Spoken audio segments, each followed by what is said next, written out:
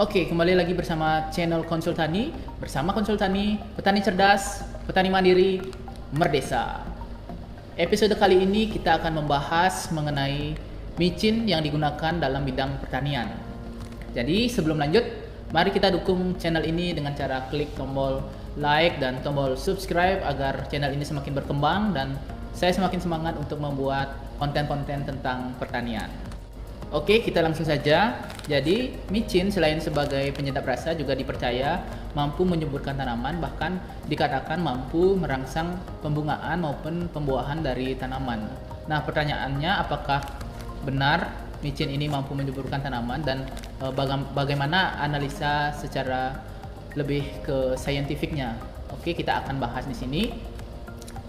Nah, di mana tumbuhan untuk bisa berkembang memerlukan adanya asupan nutrisi baik unsur makro maupun unsur mikro. Nah, di mana salah satu unsur makro yang dibutuhkan oleh tanaman adalah unsur K atau kalium. Di mana fungsi kalium ini adalah untuk meningkatkan ketahanan tanaman, kemudian mampu membantu untuk fotosintesis dan kemudian bisa merangsang dari pembungaan maupun pembuahan atau merangsang pertumbuhan generatif. Kemudian apa hubungannya dengan micin atau penyedap rasa ini? Nah, di mana micin ini bahasa kerennya adalah monosodium glutamat atau mononatrium glutamat. Kemudian disebut juga natrium glutamat. Jadi, seperti yang saya katakan tadi bahwa tumbuhan itu memerlukan unsur kalium. Nah, ternyata menurut penelitian fungsi kalium ini bisa digantikan dengan natrium, di mana natrium ini adalah kandungan utama dari micin ini, sehingga dapat dikatakan bahwa micin ini bisa sebagai alternatif untuk melakukan pemupukan pada tanaman. Nah, kemudian pertanyaannya adalah jenis tanaman apa saja yang bisa digunakan atau diaplikasikan dengan micin ini. Pada dasarnya semua jenis tanaman bisa diaplikasikan dengan micin ini.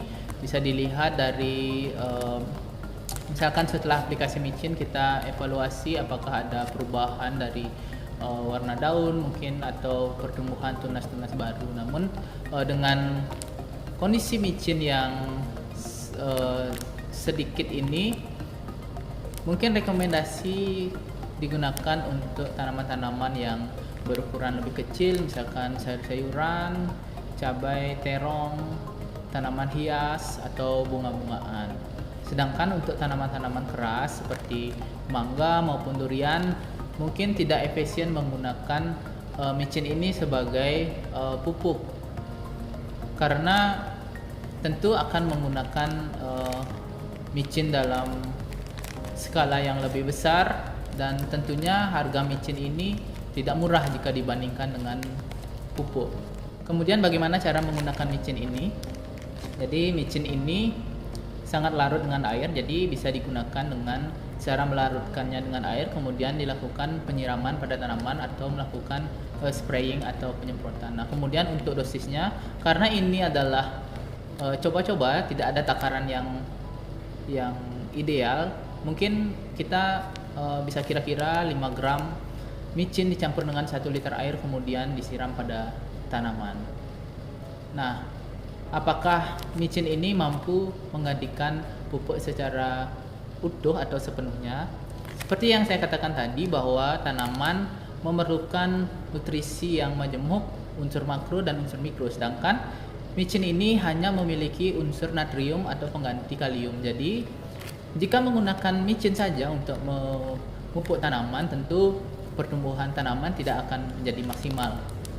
Kemudian dari sisi harga, micin ini memiliki harga yang cukup mahal jika dibandingkan dengan pupuk. Jadi jika kita intens untuk pertanian, lebih baik menggunakan pupuk daripada menggunakan micin. Tapi jika hanya untuk coba-coba, untuk skala hobi bisa menggunakan micin karena tidak perlu membeli ke toko pertanian, tinggal ngambil micin milik istri Anda. Oke, sekian tentang topik mengenai micin di bidang pertanian.